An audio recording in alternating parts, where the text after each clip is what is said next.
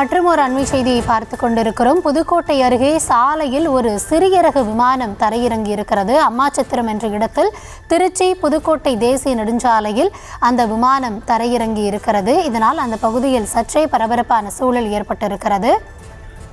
கூடுதல் விவரங்களோடு இணைகிறார் எம்முடைய செய்தியாளர் பாக்கியராஜ். வணக்கம். தற்பொழுது இந்த தொழில்நுட்ப கோளாறு காரணமாக விமானம் தரையிறங்கினதா சொல்லப்படுகிறது.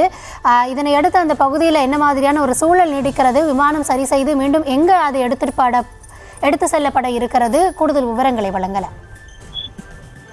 அதாவது புதுக்கோட்டை மாவட்டம் நார்த்தாமலை அருகே இந்த விமானமானது சிறிய ரக விமானமானது தரையிறங்கி இருக்கிறது. அதாவது தஞ்சாவூரில் இருந்து காரைக்குடி நோக்கி சென்றதாகவும் சொல்லப்படுகிறது.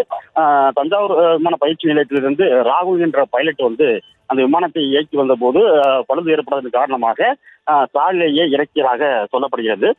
அதாவது நல்வாய்ப்பாக அந்த சாலையில வாகனங்கள் எதுவும் அப்போது செல்லாத நிலையில வேற எந்த விபத்தும் நிகழவில்லை என்ற தகவல் வெளியாக இருக்கிறது.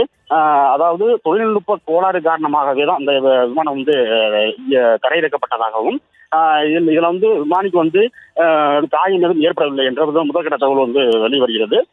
இந்த விமானத்தை பொறுத்தவரை தஞ்சாவூர் அங்கிருந்து புறப்பட்டு காரைக்குடி நோக்கி சென்ற போதுதான் இந்த விபத்து ஏற்பட்டிருக்கு என்ற தகவல் வெளியாக இருக்கு. முதற்கட்டமாக அருகில் உள்ள காவல்துறையினர் அங்கே சென்று அங்கே விசாரணை மேற்கொண்டு வர்றாங்க.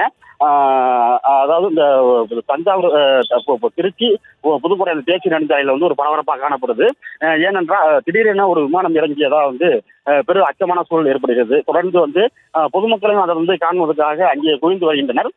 தொடர்ந்து அந்த தொழில்நுட்ப கோளாறுக்கான காரணம் குறித்தும் விசாரணையான நடைபெற்று வருகிறது. அதாவது பைலட் என்ன காரணம் சொல்கிறார் என்பது குறித்தும் விசாரணையாக நடைபெற்று வருகிறது. தொடர்ந்து அந்த தேசிய நெடுஞ்சாலையில் சிறிய ரக விமானம் தரையிறங்கிய சம்பவம் பெரும் பரபரப்பை ஏற்படுத்தியிருக்கு. விவரங்களுக்கு நன்றி பாக்கியராஜ்.